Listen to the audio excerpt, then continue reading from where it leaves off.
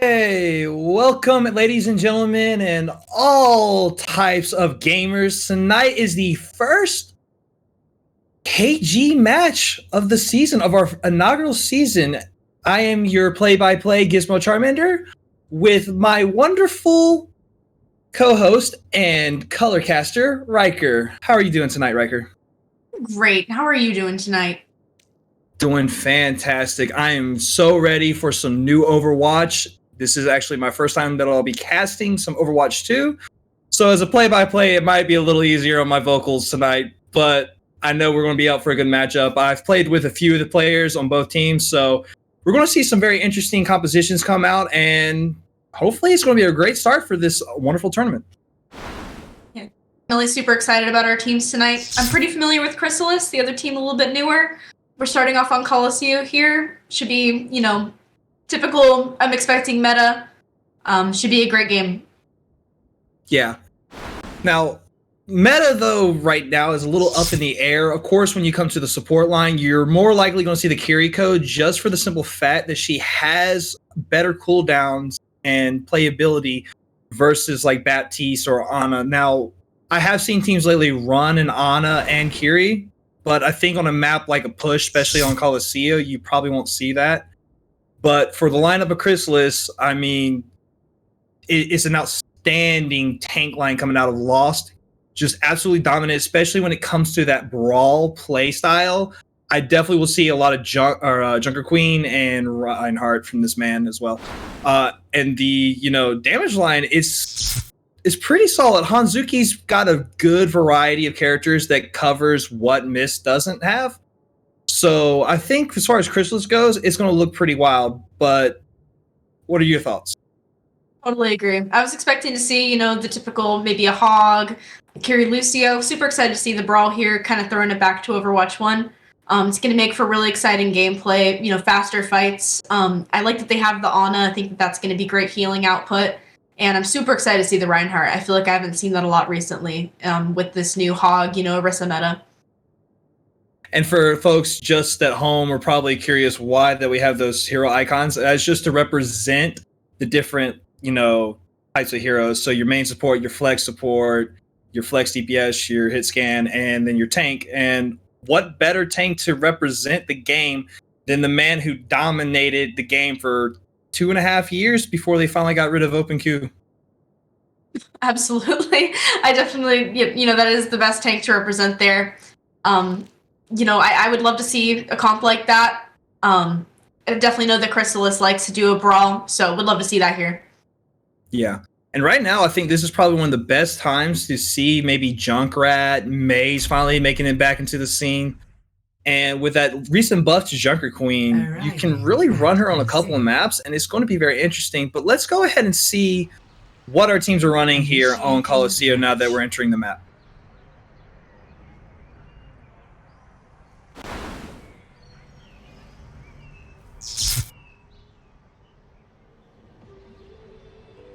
Getting in the map, not quite sure what they're running yet. Hoping to see a brawl. That'd be super exciting.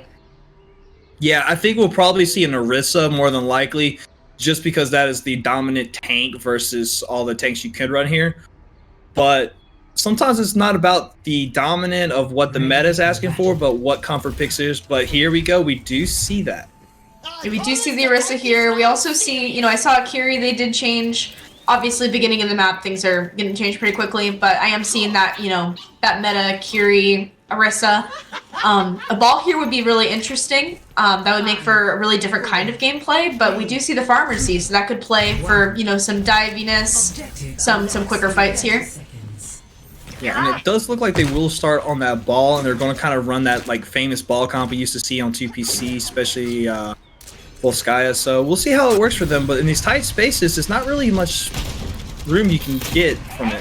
But the bite starts on with nothing really coming out, but the pile driver from Pyrosa comes in, gets a huge slam, but not able to find any follow-up on it. Just try to disrupt in the background. Follow-up, forcing all the cooldowns of Lost. Only Orisa there, getting him very low, but not able to get the pick. But Walnut with the Echo Beam comes through, and it's just going to be straight cleanup now that one tank's come down. But the trade-off from Chrysalis on the Junkrat being an anti-air defense with the Echo, pretty amazing, but it's starting to be an easy push now that the res has come out on Walnut, and No Angel's going to have constant damage, but the switch over to Diva from Lost is going to be massive. Oh my goodness! Look at Mystic just proving once again anti-air defense Junkrat exists way too well. He gets the trap onto the ball as well and is finding the double kill. This is now looking good for Chrysalis. They were able to stop the push very quickly, and they're now going to get a decent push themselves after that early fight. I was expecting the ball to have pretty, difficult time getting up, but he seems to have a great, great way of getting around the map, able to get those slims off. I'm impressed by Snowy Angel's damage. It's going to be really important for them to take her down. We did see that Junkrat, though, taking down the Echo. That was pretty impressive there. Yes, and now the fight is continue to start as the minefield is ready from Pyrosa and is going to slam in, but gets trapped before getting able to and gets melted instantly. Pyrosa's not going to have fun here while Mystilis as he got rest up and see if he can get that other kill, but nope, Riptide is coming out, and is it going to find one? It finds both the Pharah and the Echo taking out the two. A res will come out, but just not quite. Luckily, Hanzuki was able to get that headshot in, stopping it, and now the fight is going to be easy push for Crystal. Yeah, it's going to be really difficult on that ball here, rolling into traps all over the place, not a ton of space. Honestly, was expecting the Echo to be taken out, the Pharah and the Echo and the Mercy, but it seems to be the Junkrat doing work. Oh, we do see a switch onto the Tracer here, though. Yes, and two ults committed here, being able to take out three, both supports and the tank and Hanzuki are at takeout. So that was an easy, clean fight, but it might have cost them one too many ults just to stop the bot. Yeah, the only ult they have left is Mercy. They have Kiriko coming up, Echo coming up, but they did use quite a few ults there, and Swordfish does have 4 ults online currently. This is going to be a bit of bot push for them, but I'm expecting, an ulti fight, a press Q fight. Yes. By the way, ladies and gentlemen, our producer is new to the job. That is actually Chrysalis on the left with the 4 ults. And Hanzuki getting an early pick onto Snow Angel. That Ashe actually doing great. The composition of having Ashe getting the straight-up Mercy boost versus the 2 Flyers having to share the Moth coming in is showing real favor for Chrysalis. And here comes the copy. Gets a copy on the Ashe. Is they able to get the Bob out? No, gets destroyed before even ways. And it's just easy pickings, but Wana does find Box after the copy has been over. And it's just going to be constant to Suzu saving Snow Angel just for a second, but Bob clearing out it. Res comes out, and it looks like Chrysalis has turned this fight just thanks to that res. Even with the res onto Snowfire, he's just going to get melted so quickly from Mystic if he can line up the shots on the Tracer, and he does. Taking it down, and this goes again to Chrysalis' favor.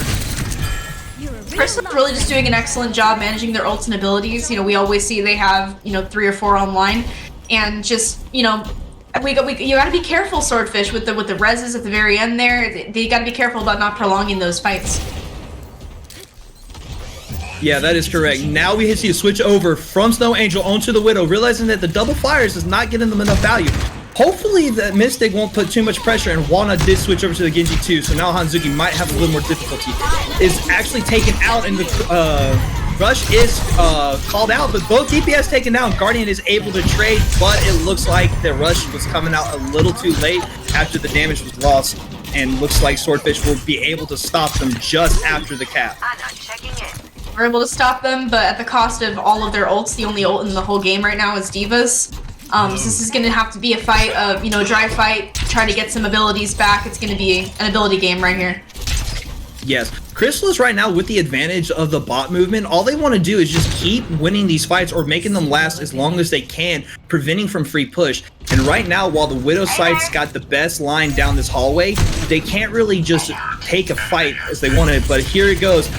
Pyrosis trying to get some picks onto it. The Suzu comes out saving a bunch of Chrysalis, and Mystic does get chased down along with Mercy. It looks like this fight is just going to be that, a stall out on the bot and just not allow them to get as much possible, but Chrysalis is backing out, trying to at least for that, but they will be taken out as slow stackers. Yeah, Swordfish did a great job of, maintaining space there, making sure the Chrysalis couldn't fight where they wanted to, and it forced them to get into really awkward angles. Swordfish was also able to get a lot of their ultimates back. They have 4 going to be online this fight. Chrysalis also has a few. So, they've gotten their abilities back, and so we're going to be able to see their ultimates come out here. Yeah, Diva finding Walnut, but Snow Angel able to get lost before the remake happens. Now we have a duel between the Kiriko and the Tracer in the backline, and the res does come out on loss, so therefore the composition is in favor of Chrysalis as they're slowly staggering out their opponents and also preventing more push coming out from Swordfish. Yeah, huge push there. It's going to secure them a lot of bot progress, get them back to where they were. Both teams do have similar amounts of ults online, similar compositions as well, but this ball is just really having a difficult time getting around the map. It's just awkward angles and less places to pile drive here. Yeah, and we finally see Orisa coming off of the ball onto the Winston, which will be a great counter matchup to Diva, except for one problem. We still have the Suzu able to help Lost getting out, and it's not getting enough damage with the huge pulse balls coming from Mistalik from taking out Snow Angel, but gets traded immediately, and Red follows up too. It looks like Swordfish has finally made the swaps they need to make these fights a little more in their favor. Maybe we'll see some switch-ups coming up from Chrysalis after this stall comes out. And there goes Box, last but not least, lost, and it is now Swordfish. Yeah, we do see Chrysalis make the swap to the classic, Lucio Kiriko. I think that it was an excellent job, Swordfish switching to the Monkey. It's going to allow them to have a lot more flexibility with dives, and I think that's exactly why they are starting to prevail here. Yes, but we do, however, see Lost switch over, and this is getting picked early. You can't have that happen when you're on the Tracer. It's just value afterwards, but the switch over to the Bastion might force out the Primal, which does. And it looks like they might be able to get a couple ults out, but no matter what, we're going to see Swordfish finally take the lead after the beginning. Swordfish is doing an excellent job here. It was looking a little dire there for a minute, but they're doing a great job of cycling abilities, and I think they did, as you mentioned, make the swaps that they needed. Yeah, just putting some pressure on in the turret form. Lost missed the hook, unfortunately, but here comes the Dragons right down the main. Is it going to find the value? Yes, gets red, but Box is able to trade. It's actually not a terrible trade considering that Missile is also able to get the main flex support on a, but it still is in Swordfish's favor unless they can find a way to shut down Walnut, who's just absolutely contesting this bot and gets Ghost Dash after Dash, and is still pushed. There's a minute 38 seconds left. Huge push by Walnut there. I think that was honestly, super important for them to be able to take out all those players. We don't see a ton of ults on the board right now, other than that Junkrat tower that could potentially be big. But this is going to be a fight on, making sure you use abilities correctly and taking space here. Yes, and here they go, fighting the Winston. That's a great early pick. Now that the tank's down, Swordfish is going to either have to make 2 choices. One, fight on bot and die, which is probably what I would have chose to do considering the time bank. But they're backing up and they won't be staggered, so it will be okay for them to make that kind of play move since they lost the Winston so early. But, I think that's a good trade considering they're able to get the tire out early. Yeah, definitely a good trade here. It's always good to get the pick up first. Yes, and we find trade after trade. The Kiriko and the Bastion get taken down, but Red is able to find the Hanzo, but it's a 2v1 right now, or 2v2 with the tanks versus the Lucios. Or, excuse me, Anas. You see here at the end, they do have that beat coming in, but they just don't have a lot of time. It's gonna be, they have to get to point pretty quickly here. They got the robot. Get it back! But, with their staggers coming in, they do have Red with the beat for Chrysalis. It could come in huge play on this last fight, but right now, Swordfish just deciding not to push the bot, which, considering where it's at, is easy touch. So right now, they're probably just hoping for an early pick, maybe trying to get either Hanzuki or Mistalik to get it on their advantage on the damage. Yeah, I think they're doing their absolute best, get the enemies to come to them, but it's going to be really important for them to get that bot push here. And the beat comes out, preventing the blade from finding anybody until the Nano is able to clutch up one pick. And now both DPS for Crystals are down because they were scattered due to the tank and the Genji blade. And it looks like Swordfish will be taking this out. The last one alive lost like a puppy is just out of bounds. Yeah, at the beginning there was looking like Chrysalis was, having it there with their abilities and their ultimate advantages. But Swordfish did make the swaps that they needed, and they, were able to cycle their ults a little better, and they were able to prevail with that more divish comp. Yeah, I mean that just goes to show there really isn't no true meta. If you know what to swap to, it's just a game of rock paper scissors like it used to be in Overwatch 1. You got to know what to swap to. The Roadhog pick was a really good choice coming out of Lost as far as going up against the Winston, but when it came to the 2 DPS, the Orisa probably should have been the go-to just because you're able to shut down both the Genji and the Hanzo a lot more with the Orisa versus the Hog. And as far as the DPS goes, I think the Bastion was a slight kind of comfort pick coming out of Hanzuki. But at the end of the day, when you look at the Genji and you look at the Hanzo, that is probably the worst DPS choice you could have picked. I think probably either sticking on the Soldier and going over to the Cassidy a lot sooner would have been a lot more of a progressive move for Chrysalis, allowing them to work on 2 ults that probably would have had more effects. You're talking about getting either Overclock or Deadeye, which would have been more clutch in a narrow type situation, especially with how tight the corridors is. There's just so many ways to escape the Bastion ult. Yeah, totally agree. I think there were a lot of comfort picks happening here and a lot of, meta picks. But we did see at the end that, what matters is really just your ability to play the hero that you're on and making sure that you are countering the other team versus just playing something that you think will work. And I think that, Chrysalis eventually realized that they were able to switch to something that really, or sorry, not Chrysalis, Swordfish ended up realizing that they were able to switch to something that, really worked against Chrysalis. And that's, super important to remember in games like these. Yeah.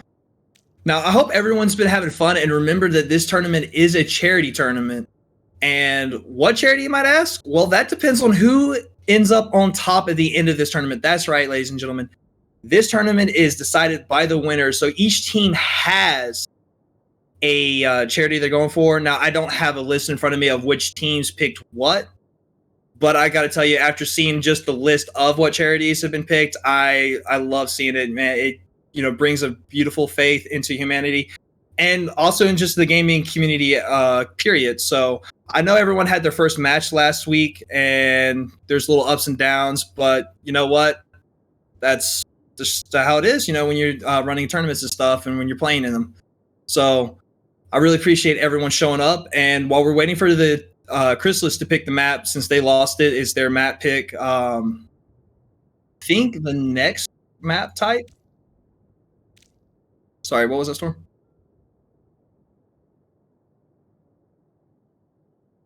Thank you. Our producer's awesome. So Swordfish charity is Able Gamers Charity, and Chrysalis is National Center for Missing and Exploit Children. So now you guys know who these two teams are trying to win for charity. So that's really awesome for them. And that just shows you a huge variety. You're talking about one who's based on helping people who are not able to, necessarily get the games. They're in the hospital, stuff like that, versus one that's trying to help, rescue people who are kidnapped and stuff like that. So I think that's really awesome to get 2 very different varieties of charities. And of course, we have plenty of more. There was not one team that picked the same charity. So I think that's really. Yeah, I love charity tournaments. I've noticed that a lot of organizations have been doing them recently. And this, this is very unique. I really love to see that the teams get to choose their own charity. It kind of adds a little bit of stake to them winning. They're winning for something. So I absolutely love that. And I'm pretty familiar with the Able Gamers charity. One of the orgs that I used to be a part of ran it. They look to, provide, like, for example, you might have somebody who's missing a hand. They would create a controller that that person could use with one hand. Or like you said, if someone's in the hospital, they provide them access to games. So it's just, helping to bring a lot of happiness into the lives of people who may be dealing with something stressful. And then obviously Missing Exploited Children is a wonderful charity as well. Those kids need help. So great charities. Super excited to see which one's gonna, end up winning here. Yeah, I mean, I saw someone in the chat earlier was asking, the SR range. I mean, the 2 teams, at least as far as I know, are about like 2.7 to 3K teams. But we have teams all the way up through GM. I mean, this is a very open division style tournament, so everyone's welcome to come play. Just, in future reference, if you see what you like and, you like helping charity and stuff like that, and you have a team that's on the higher end of playstyle, but they're in, between tournaments or something like that, this is a great place to come to have fun and just relax and do something that's not just gaming, but giving back to the community as well. Midtown. Yeah, super, super great. Charities, super great event. Definitely consider signing up when we do another one of these. So now we're going to go to Midtown. That is the choice that Chrysalis chose for the hybrid map.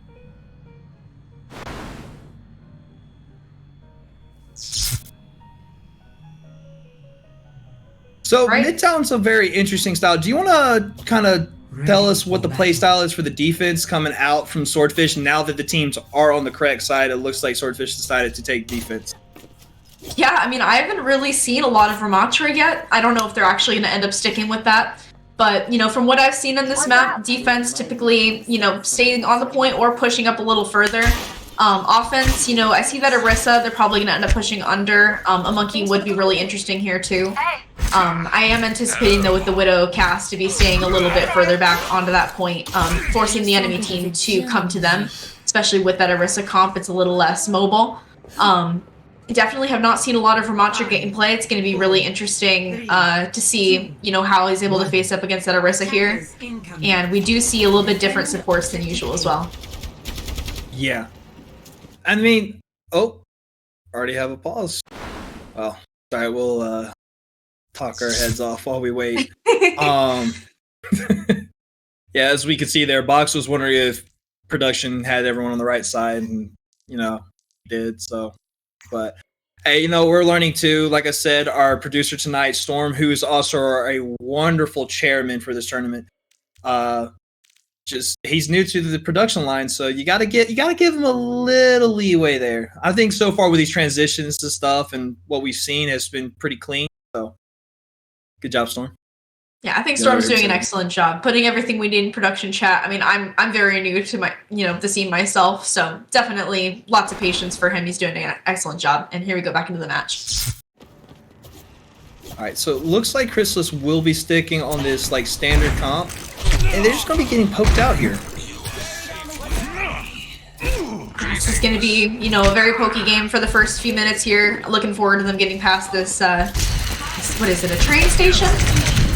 Yeah, and Pyros dropping early and using all the cooldowns to try to get some advantage here, but has to be forced pushed back. Also using, Hanzuki finding an ice early pick onto Walnut. All they have to do is just push in now that there's no mercy on the side of Swordfish. So it's just going to be easy rotation towards point.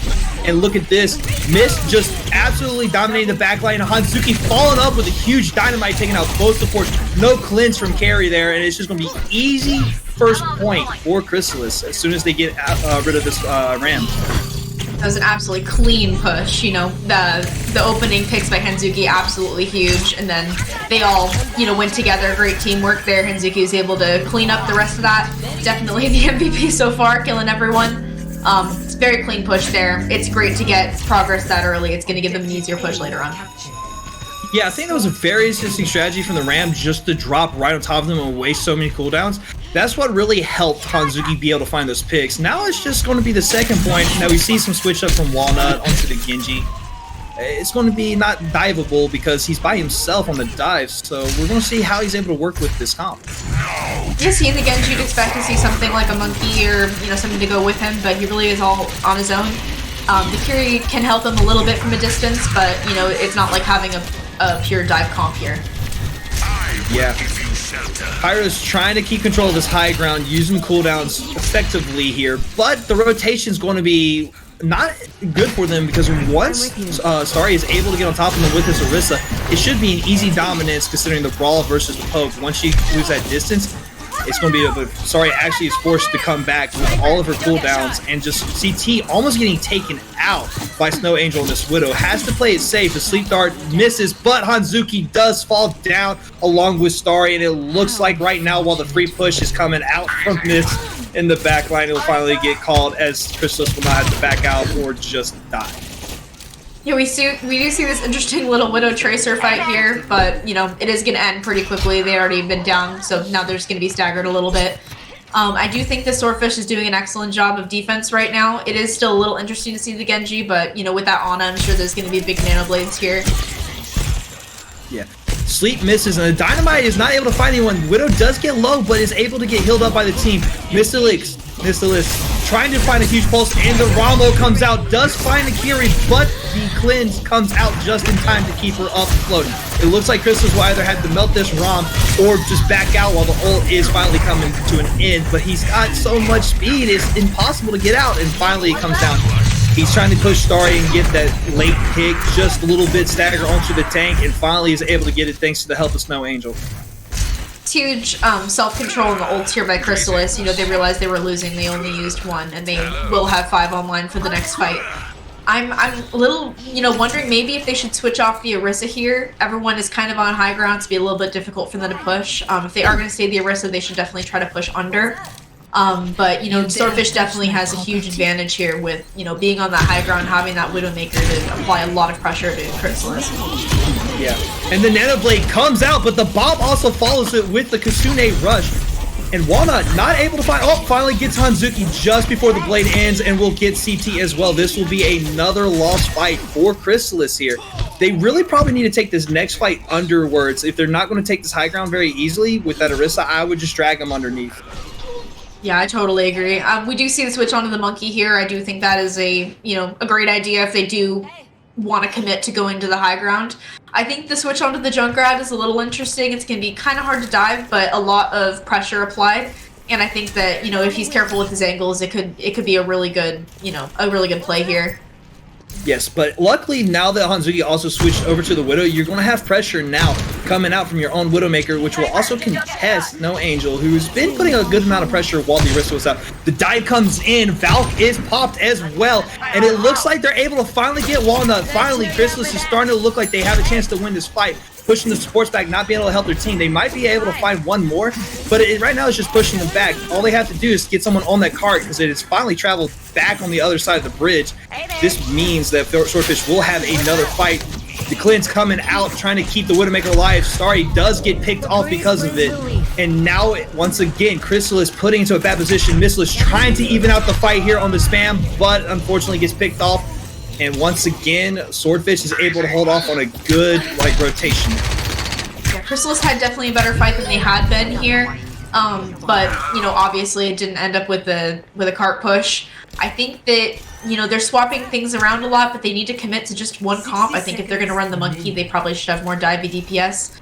And it's just meaning that they don't really have any ultimates compared to Swordfish's, 3, almost 4. Yes, and Walnut dashes through the tire, not able to find anything, but the Primal Rage is forced from Ram. Pyro's getting just backed into a wall, not be able to help his team, but does pop the ult and is able to find CT on the Kiri. Right now, Walnut just cleaning up on the damage coming in from the Ram ult, and the back cap almost happened, but just barely got saved. I was watching that very closely. That was pretty close.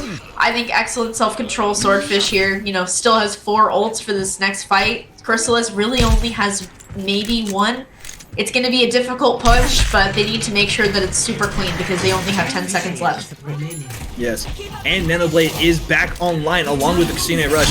Right now, here he comes. The Nanoblade is able to find Hanzuki, but the trap is able to stop him. Will get Walnut, not able to get someone else. No, the blade is finally done and does get taken out, but Mist does get taken out as well. Right now, it is a 3v4. Snow Angel just cleaning up in the backline. Starry trying to get the trades to make an even fight with the Kasune Rush. Forces back onto the Kiri. There is no support now for Swordfish. This is the last chance Chrysalis has, but Starry just doesn't have enough health. Can Mist get the last touch? And is not, not able to. Complete. Yeah, I mean, Swordfish had an absolutely excellent defense there. I think they, set themselves up for a lot of success by taking that high ground, knowing that Chrysalis wasn't really willing to go underneath and didn't have the ability to push high.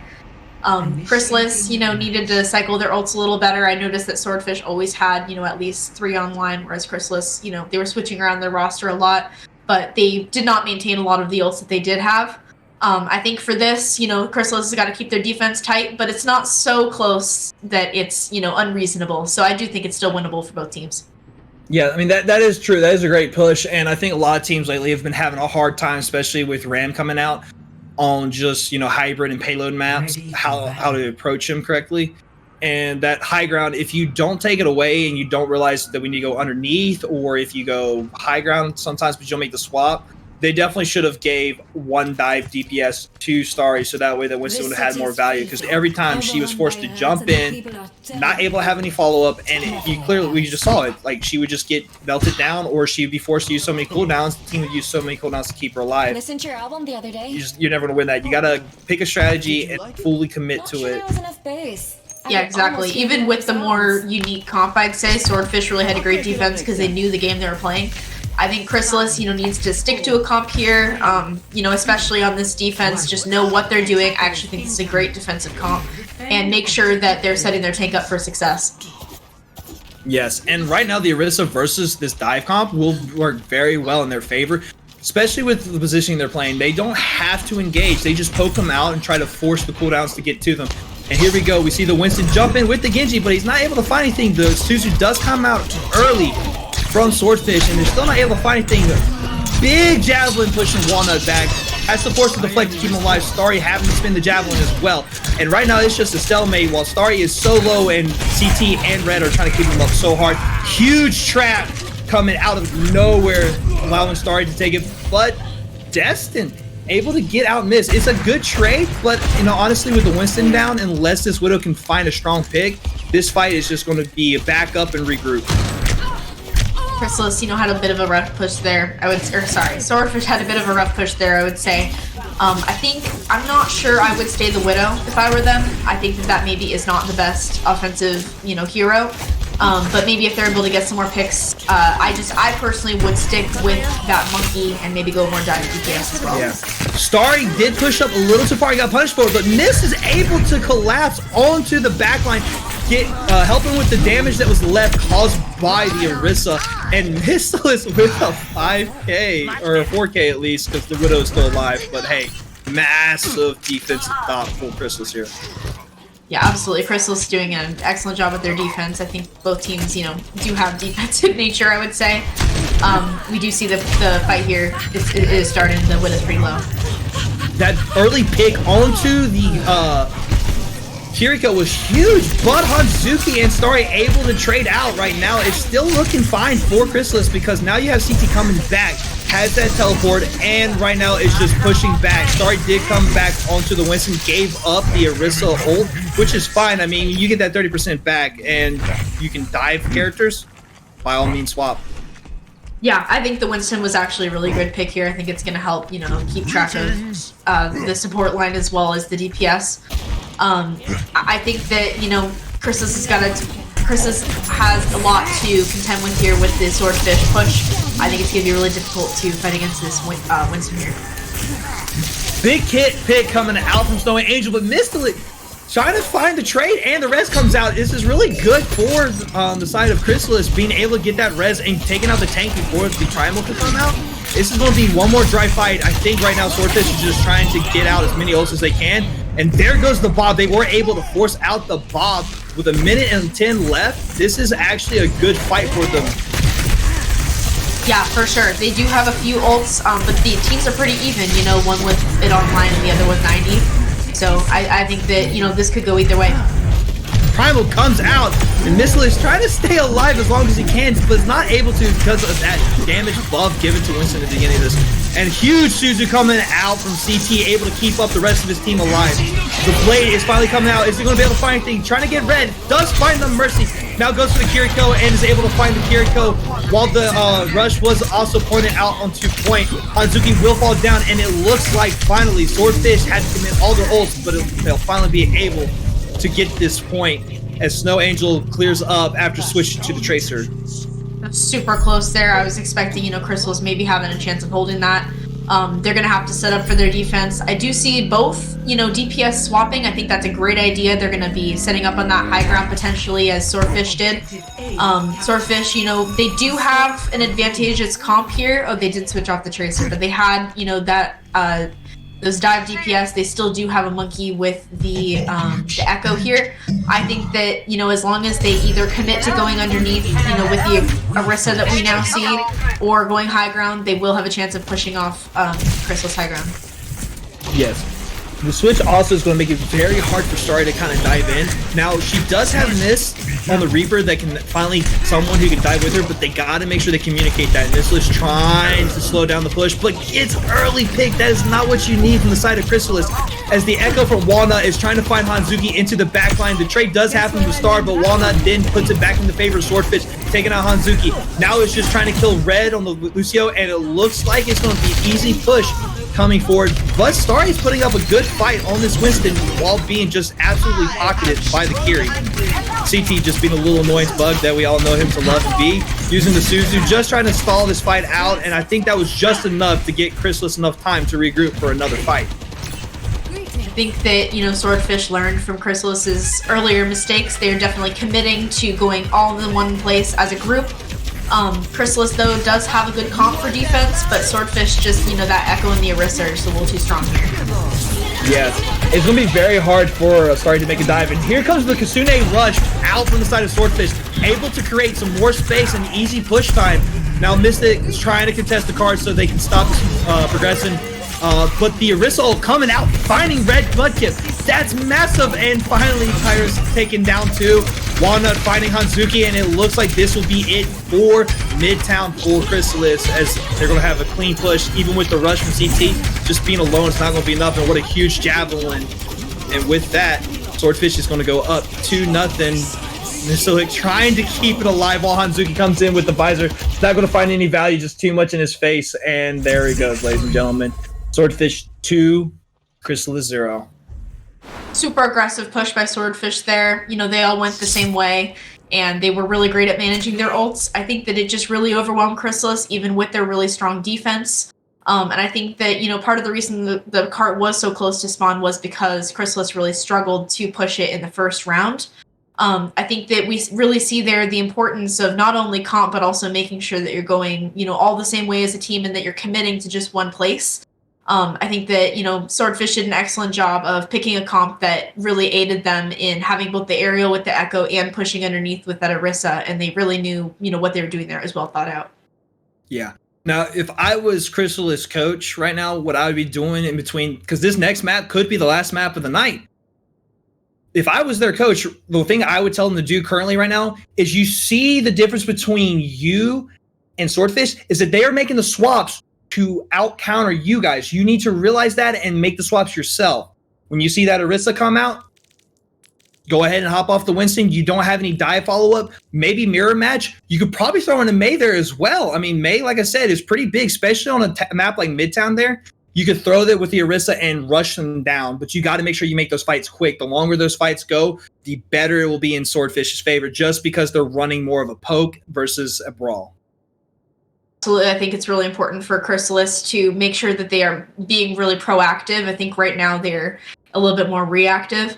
And I think that definitely they're sticking on some comfort picks. We're seeing a lot of repeat heroes. I actually really loved the Soldier and the Reaper, but once they realized that wasn't working, I think they needed to swap off of that to counter, what Swordfish brought out.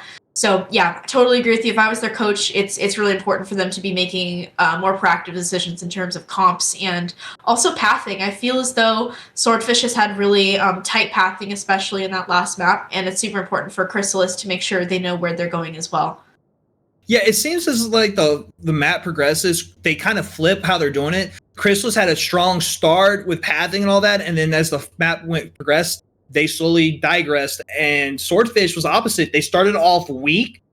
It looked like it was going to be an absolute run, but then they kind of picked up on what they needed to do, what they needed to change, and then their pathing, they just like that, just switched the rotation, rotated early, and then followed up to what followed their comp and made it better for them. Yeah, for sure.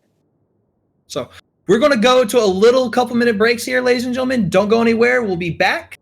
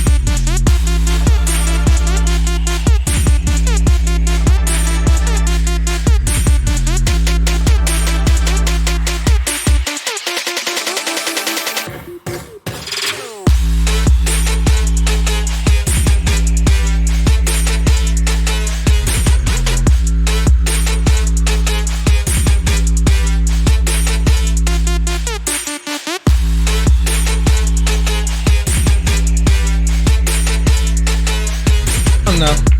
I don't know what's going on.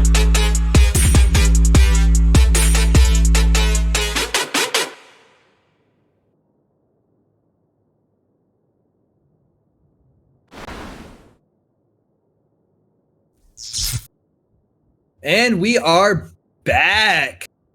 Wow, that was such a great halftime. By the way, this music we have, oh my goodness. You know, I love when someone really takes the time to really, you know, get all this together. I mean, everyone, we got to thank Storm real quick just for all these awesome graphics and this music. He's put in a lot of his own money and work into making this tournament thing and just getting the stream up and going. So thank you, Storm. Thank you, Storm. I mean, all right, it's all custom to the org. Yeah, go ahead. Sorry. Oh, I was gonna say it's all custom to the org. I didn't even, you know, realize before I joined this. It's super cool. Yeah. All right. So before we left for a little short halftime, we left off with Chrysalis 0-2 to Swordfish. And, you know, we discussed, it looked like Chrysalis started out the match really strong, but once Swordfish figured out where the holes were, they were able to make the swaps and reverse it in their favor. Yeah, for sure. I think that it's going to be really important for, you know, if Chrysalis wants this reverse sweep, which definitely I've seen, they're going to need to make sure to be more adaptive towards Swordfish's comps and make sure they're being a lot more proactive with their hero choices and their pathing. I think that, you know, countering Swordfish's heroes is going to be, you know, one of the biggest things here. Yeah. But I mean, we have seen them, you know, disenchant the kind of stereotypes we see. I mean, we saw on the first map, Chrysalis be able to take out both flyers on a Junkrat. That's something you don't usually see unless you're watching like Jake OW in the Overwatch League. So being able to see that at this level of gameplay shows you the amount of time that player has put into that particular character to kind of nail out the weaknesses. But, you know, one player isn't enough. This is a team-based game, so it's going to be on the rest of Chrysalis to kind of figure out where they're coming short. It might just be a little bit of communication on the target focus. I mean, to be honest with you, I couldn't see that in any of these fights. It looked like they had really great target focus. They were kind of ignoring the tank and forcing the backline, looking for either one of the DPS who doesn't have much mobility or trying to get that Kiri, and that's what were in the fights. Once it came to that ult fighting, Swordfish just had a little bit of count. I mean, they were able to rotate ults a little smoother than Chrysalis, but Chrysalis hasn't been doing a bad job on the ult economy. We are going to Lijiang here. I do think I totally agree with you. I think that Chrysalis, you know, in game has really good, you know, target focus and has been in general doing a really good job with the gameplay itself. I think that their issue is more, you know, in what's actually going on with their choices, you know, pathing and things like that. I do think that, you know, they, as you had mentioned before, they start off great. I do think they definitely have the ability for strong pathing and strong hero choices. It's just going to be a matter of keeping that up through the game and making sure that they are always at the forefront of fights rather than being forced to go to Swordfish. This is a map, you know, obviously there is no offense, defense, but it's going to be a matter of who can take that point first to become the defense. Because I think both these teams are stronger on that defensive side. Yes. Now, as we're looking at the composition, I think if the fight lasts too long, Swordfish is going to just have a little bit better advantage, just considering the Orisa versus the Reinhardt. So we'll see how this sim matchup happens. Yeah, and it looks like Chrysalis was able to get to point first and gets the early pick. It looks like it's going to force Swordfish to kind of back up and take some poke. The Javelin's able to miss, and Moss is just having a field day swinging that hammer and being able to control point. Chrysalis will be taking an early first point, and CT with a nice staggering pick. Yeah, Swordfish just needs to back out or count their losses and just not get staggered too quickly. I would agree that the Orisa, you know, obviously would be the favorable pick here, but I actually think that, you know, if Reinhardt is played correctly, he can be an absolute force to be reckoned with on this point, as we just saw. I think that as long as they keep up that aggression that we just saw and make sure that, you know, Swordfish doesn't have the opportunity to get too close to them, this could be, you know, definitely a good win for them. Yeah, now lost, completely ignoring the Orisa, gets forced back. Both Susers being used. There's no Angel, finds the swap on the Hanzo getting the Symmetra, and just absolutely lost, gets pushed down. Chrysalis needed to play on point. They did not need a force out there with the composition they're running, and they got punished for it. Now Swordfish will be taking this point 32-0. Yeah, I think, you know, if they had forced Swordfish to come to them versus, you know, going to Swordfish, it would have been more favorable there. Especially with that Reinhardt, you really want to be sticking on point. The way to create space here is actually just to force them to come to you. So I think if they can get back into that position, that would be what they could do differently. Yes, and a fake TV coming out. Lost is just running into the background. The Dragon is ready for Snow Angel and an early pick onto the Orisa. Oh, look at this. The trade's coming out. Wana in the backline doing too much, even though the Kasune Rush did come out. It looks like Chrysalis might just have enough considering they have the tank up. The Kiri is the last for Swordfish to follow, and Chrysalis will be flipping the map just barely less behind on Swordfish.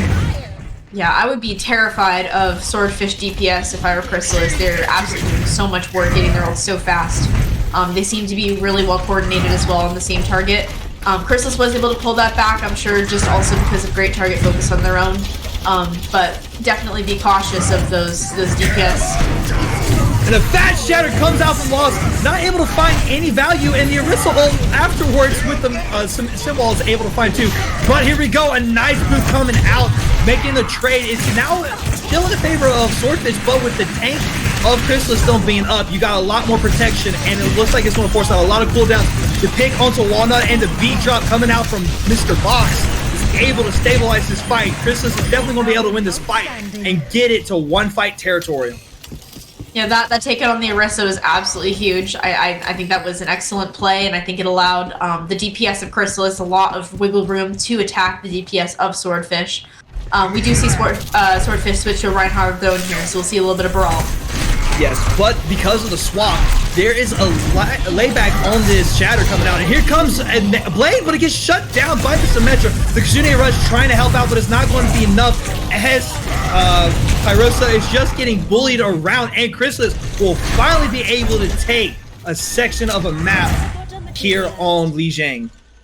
Yeah, save that very first fight, you know, where they pushed out a little too far. Chrysalis had excellent, excellent team play there. You really get the sense they were all on the same target and everything was planned out. I think if they continue this and they make sure that they're super tight with their gameplay, on this map it's super easy. You just kind of take middle and make sure you're there first. I think that Chrysalis, if they keep up this momentum, has a fighting chance. Oh yes. Now coming here onto the control center, Mist probably needs to switch off the Sim early if they lose the fight. I'd say maybe mirror match the Reaper here. But as far as, the composition goes, technically speaking, it would favor in Chrysalis' view just for the fact that the Symmetra being gets stronger as the fight goes on versus the Reaper. Absolutely, and I think they, will be able to get to point a little faster because they do have that Sim and the Lucio, as Swordfish does as well. And yes, they will be here first. Yes. And a pin comes out, finding the Reinhardt, the Suzu, and off the map. Oh my goodness, Lost is not found anywhere but on the edge of the map with his counterpart. While Mist is trying to stay alive, the CT finding the trade on the Kiri, but it's not going to be enough. Even though that massive pin came off, Swordfish was just able to do too much in the back line due to the fact that Reaper just did a little bit stronger in that early fight. Yeah, for sure. The Sim was good for initially getting there, but though that the pin was big, it did mean that the rest of his team was exposed and susceptible to being killed by that Reaper. So that is unfortunate for Chrysalis there. Yes. But now he switches off to the Junkrat and just causing a lot of spam, which means that the fight progresses longer. It will be in Chrysalis' favor, and here comes a huge trying to pin again. Lost just getting low. The Glitz has to come out to keep him alive. Box just desperately trying to back him up, and he's so close to Shatter, but he's going to get taken out due to the shield being dropped. CT just trying to escape that pin and trying to keep this team alive, but is not able to. Lost is extremely aggressive here. It is coming at the expense of some of these fights, I would say, maybe pushing it a little bit slower, especially because you do have the safety of that Junkrat spam. And now that we have a Reaper on that team as well, I think that it's going to be really important for them to stick together and become a more brawly comp. I do think that would be the preferable thing to do here. Oh, what a great block coming out from Lost. Really showing this Reinhardt dominance. Now he can just help follow up when he gets his Shatter. Dragon coming in, forcing the Suzu to keep the team alive, be able to get through the chunk. But the Kiri is able to be taken out. Snow Angel finding Lost. The trades are still happening, but in the favor of Swordfish as they go up 3-1 on the kills. Now 4. And with that, it's going to look like Swordfish down to one fight with plenty of ults. Chrysalis only having the Tire and the Shatter and Rush. Yeah, I mean, ults are pretty evenly matched here, I would say. The Chrysalis is going to have to be super careful about how they use them. You know, they only have 15 seconds left to get to the point. And the Death Blossom not able to find anything. In fact, he gets taken out. Missless finding 2 with the tire. And finally, it looks like Chrysalis will turn this around. Did cost them all their ults almost. All they have left is beat for the next fight. But the one ult they had to worry about is gone. Absolutely. You know, they do have that Reaper ult coming in pretty soon. They have beat, you know, to protect against whatever Swordfish is going to throw at them. I would urge them, you know, be really careful about pushing out too far here. It's really important to keep control of the point. And then while you want to be proactive, you also don't want to throw away your life. Yes. Now the early rotation down the middle from it as the Kasune Rush and Beat come out, which is going to counter Beat. Now the counter Beat also comes out. Lost getting low with nothing to help. The Suzu comes out to protect him, keeps him up just barely, but with all that damage, thanks to the rush, it's hard. The Death Blossom actually putting enough pressure, allowing Lost to stay alive. What a great play coming out from Hanzuki on the Reaper, which also gives the fight win to Chrysalis. That was super close there. As you said, Hanzuki really coming in clutch with that ult to protect his Reinhardt. I think, you know, as long as they continue up the momentum, they potentially have a chance here. Reinhardt's getting pretty close to ult, but they really, you know, neither teams really have many ults on the board. Yes. And now they're just fighting in this dark room, as everyone likes to call it, in the server room. Just trying to make sure they can regenerate that shield and hopefully get a nice shatter. And with the dragon follow-up, it looks like Swordfish might be able to have something here, but they have to make sure the shatter lands. And right now, if I'm putting some bets, oh, it comes down and finds 2 direct. Snow Angel finding Reinhardt on the ground, and it looks like with that, Chrysalis will be losing the second point of the Zhang, which means we will go to the final one, Gardens. Not much you can do there. I mean, that was a huge shatter. Should have seen my face. That was excellent push by Swordfish there, and it will get them that 100% that they needed to win. Chrysalis really did pull through, I would say, that game. They did a really good job. It's pretty evenly matched.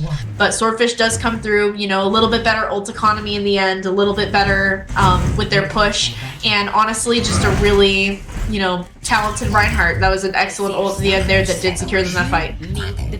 Yeah, and I mean, just the value of shatters, I think, also made a difference. While Lost was able to block the first one, that second one, finding 2 direct kills on it, that just means you got to, like, have your team wary of what could happen. So now we're going to see an interesting composition come up. We're going to see the Junker Queen versus the Ball.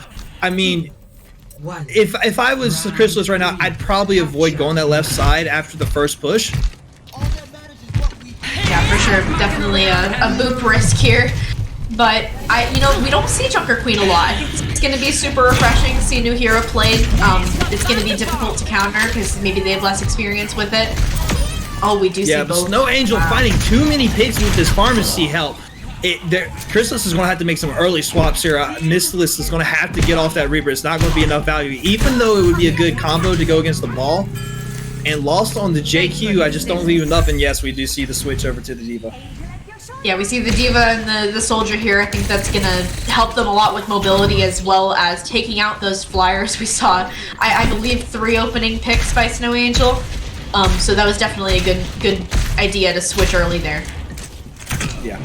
Chrysalis slowly rotating onto the safe side while the Ball is putting a lot of pressure, forcing them to use a lot of cooldowns and resources to just make a cross. They're going to have to take a slow fight here.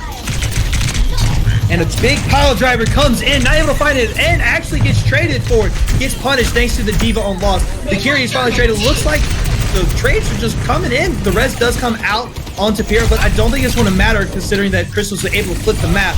They're able to kind of trade it, but Mr. Box finding the Tracer, that's going to be huge. They're able to control this point very well and just have to kind of hide from this poke coming in from the far and the Ball coming in. Missless does get taken down by the Ball, and the Barrage comes in, able to find Box through the defense matrix. Lost just barely able to stay in Meg thanks to the Suzu, but finally does get D-Meg, and it looks like the short time lived for Chrysalis owning this point. Yeah, they really need to do something about this pharmacy, absolutely dominating, getting their ultimates really fast, and being, you know, super proactive about that barrage there. That was a huge pick on the Mercy. But 2 huge picks, able to get the Far and the Mercy, which means no res coming out. This means this is a 5v3, which means they're going to have to force out the Minefield shorts and gets missed. Oh, unfortunately for Missy, could not get before the mine were able to set up, but now it doesn't matter. It looks like Chrysalis will be able to get it as the tank does fall off the map for Hammond. Snow Angel trading for Hanzuki. This fight is nobody's business right now as no one can find the picks they need. Snow Angel, just with this Mercy damage boost, is just too much for Chrysalis to handle. And it looks like even with those strong picks that we had from this list, it's not going to be enough for Chrysalis. Yeah, we see those, super important opening picks onto the Pharmacy. Really thought that was going to be the fight for them, but unfortunately, they held out just long enough. And they weren't quite able to kill everyone before that Mercy was able to come back and have those reses. I think really here they just need to make sure that they are, having excellent target priority and making sure that they're killing the people who are going to be the biggest threats during this fight. Woo! And a scary bomb coming out as Kyle gets taken down by Mist. The res is there, but no, CT is able to stop it. They got a touch point. Chrysalis doesn't realize how much time's left and just barely able to do it. Hanzuki and CT getting those headshots in, confirming the win for this fight. And with only using 2 ults, that's pretty good fight considering all that's coming their way. This has been a super close map. I would say both teams really evenly matched on the control points here. We see the Lucio beat, but we also see the Kyriel on the side of Swordfish. Very similar ultimates actually, both DPS having there, so it's going to be a matter of taking out that far before she's able to get a big barrage. Yes, and the visor comes out from Hanzuki. It's just to keep the rest of the team at bay while this Pharah is poking from the side. Hanzuki does find the Mercy, which means now this Pharah does not have an easier time. Probably going to try to look for this Mega and live, but oh, what a great Helix Rocket's coming from the Soldier 76. And now we're just staggering on the side of Swordfish. This is actually huge, considering, once again, they only had to waste 1 ult. Now, Swordfish does have 4 ults coming up, but they do have, Chrysalis does have the beat to sustain for this next fight. Yeah, that was absolutely huge on the side of Hanzuki. It was super important to get that Pharmacy out quick. Even if he wasn't quite with his team, it was more important just to kill that duo.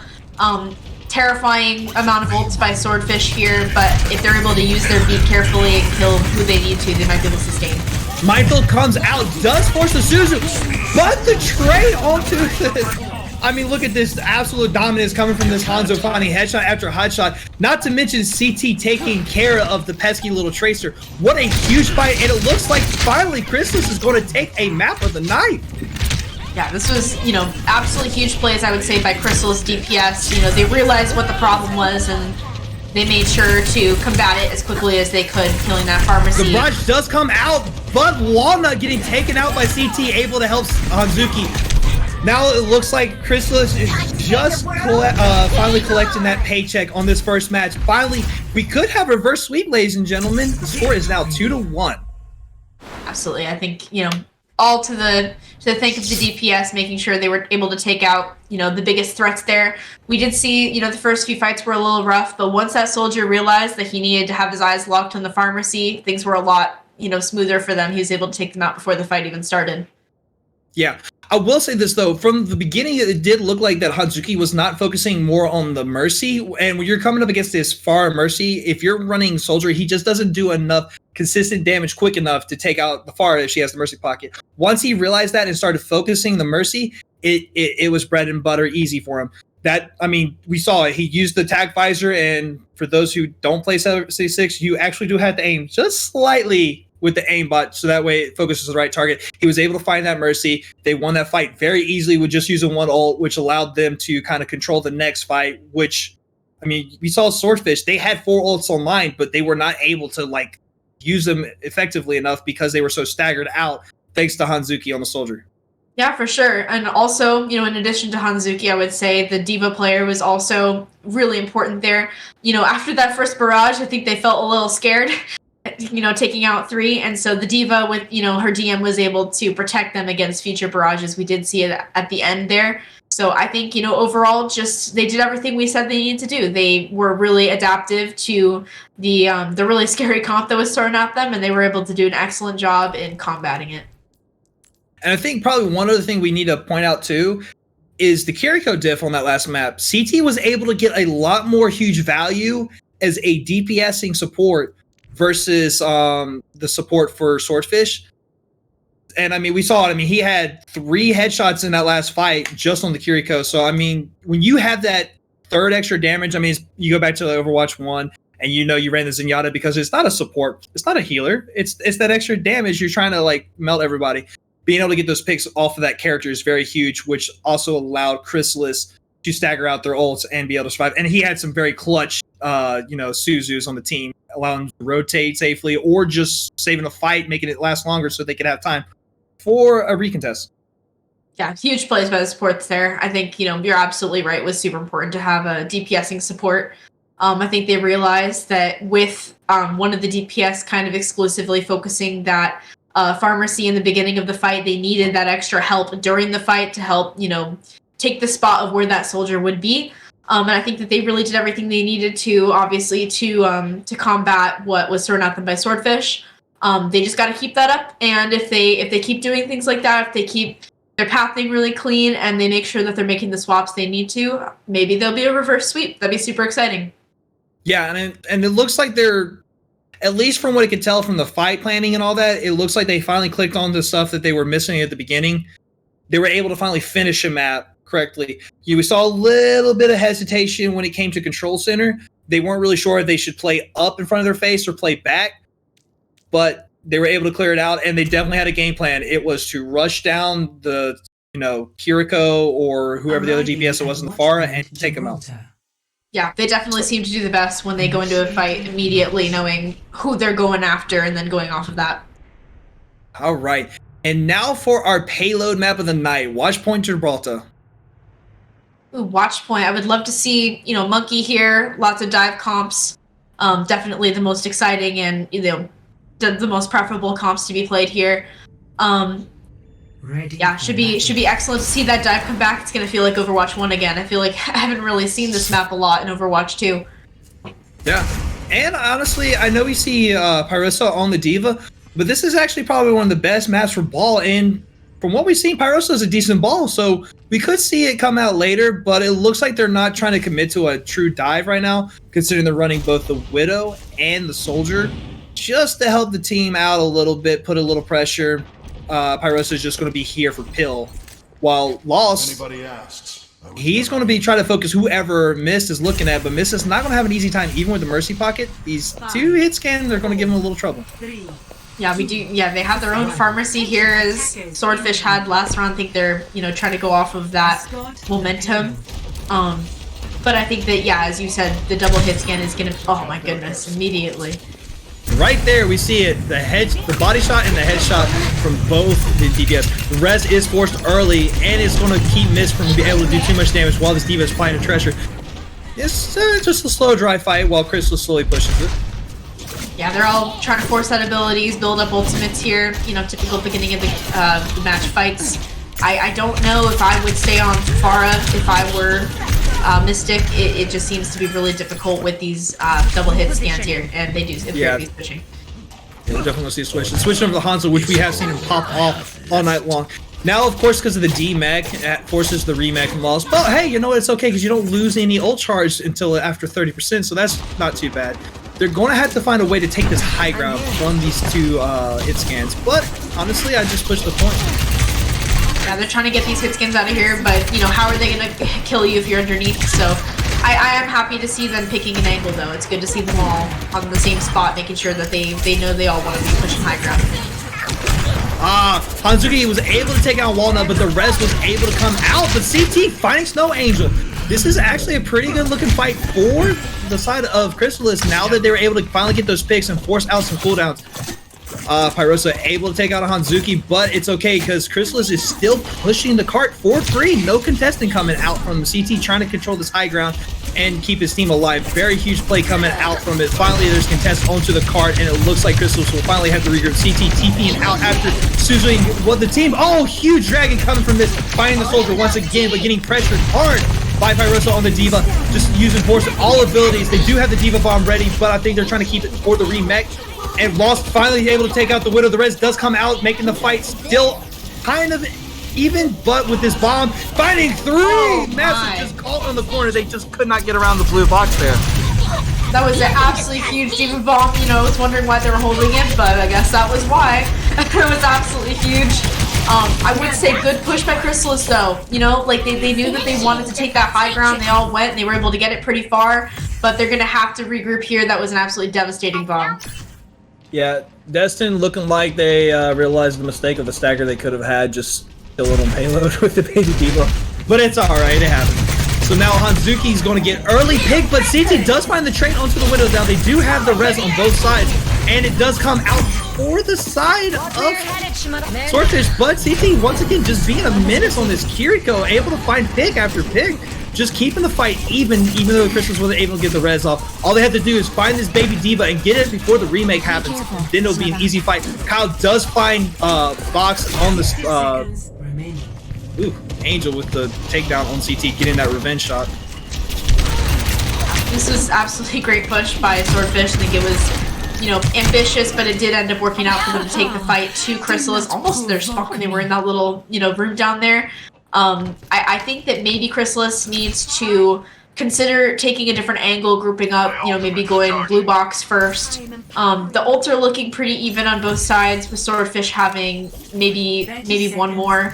But I do think that if Chrysalis is careful about making sure they're forcing out Swordfish's ults and abilities, that they could make this push here if they're a little creative with it. Chrysalis trying to rotate underneath, and CT gets taken down by Snow Angel.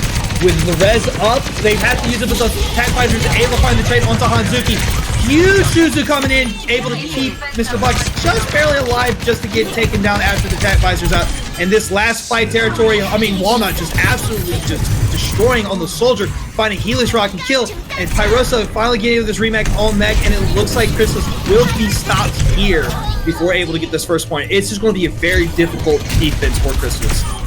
I mean, really, I've said it before, I'll say it again. These Swordfish DPS are absolutely a force to be reckoned with. They're doing the most, doing all this work to make sure that Chrysalis just has the worst time trying to get through that point there. I think that Chrysalis, honestly, did a pretty good job with their pathing. They made sure, you know, they were all going together, and they did switch some things up. I'm not sure what they could have switched up for comps, but potentially just making sure that they're killing the biggest threats there, which did end up being Swordfish's DPS. And making sure that they were forcing out ultimates before the fight. We did see that devastating attack visor was pretty easy. He was able to sit on the high ground and kind of just, you know, accomplish things, and no one was there to stop him. So they need to make sure that they're forcing out and ult tracking a little bit better. Yeah, I think probably the only thing they probably could have done is switch to a straight up dive and just force the Widow off the high ground and get the soldier as well. I mean, they were able to get the picks when they made the switches, but then they played so separately, they weren't able to really to, you know, take advantage of that. I mean, CT, Mystic, Hanzuki, the three of them were able to get such strong picks, but the rest were always there to, you know, even the fight. Yeah, for sure. I mean, CT obviously playing, you know, a little bit of a DPS Kiriko game, as you had pointed out a few matches earlier. I do think they are finding value, but, you know, I've seen them get caught out a couple times, so I think if they tighten up a little bit, make sure they're all on the same target, and, you know, just generally trying to predict Swordfish's movements a little easier, and making sure they're keeping track of where those DPS are. They should be able to take it here. Okay, now we see both teams coming out on the same comp. Snow Angel trying to look for an early grapple hook. Almost gets it, but gets half clipped by Hanzuki on the Ash. Guys got to play careful as they don't have any. Sorry, Lost playing the Sigma this time. That's the only difference here. So that means Hanzuki will have a shield instead of the Diva defense matrix. Is able to find a huge pick with that dynamite, and is almost able to take out the soldier, but does force the cart to stop being pushed. That is a great early play from Hanzuki. It's huge early play. I was a little bit confused to see a Sigma, but I'm totally understanding why it would work on defense here, allowing those DPS to really just sit up, as we just saw what Mystic did. So definitely think that they are switching in the right direction here. Yes, and now the DPS of Chrysalis showing that they're a reckoned force to be made with, as they're able to take out the Mercy twice. Even though she got the res off, it was just enough to keep this fight happening. And right now, Swordfish is just trying to take this high ground from Chrysalis, but they're not able to. Until now, while Walnut finds two picks, Lost gets the trade, but doesn't matter. The rest of Swordfish was able to clean up the fight, and it's going to be a clear push to probably what looks like might be a one fight. I really like Swordfish's comp here. I have always been of the opinion that Winston is just the best on this map, especially now that they've swapped to a Genji. I think that it's going to be really, you know, difficult for Chrysalis to contend with. I think the Hog is an interesting pick here, potentially just, you know, for some sustainability with CTW doing some of the damage. But this Monkey really is a good pick here. Oh, Lost lining of the hook, does find the Mercy, gets the trade after Wano was able to take down Hazuki, is able to self-sustain, which means the supports can help out the DPS of Chrysalis. But it's kind of hard with this Winston bubble coming in, but they're able to stay alive. Now, Lost looking to try to get this Widow as the Dragons come in to kind of protect them. And CT was able to find Snow Angel. This fight could go either way. Huge Suzu coming in, preventing the Primal being able to take out Bot. What a great switch off by Lost. Yeah, that was super close there, Chrysalis, but I understand totally why he went hog. You know, helps with the sustain and making sure that he really just has that cart presence to force off Swordfish. We do see, you know, some ultimates on the board. It'd be interesting to see where they're going to end up putting that Curial and, you know, how these sites are going to affect the angles that they're going to take. Yeah.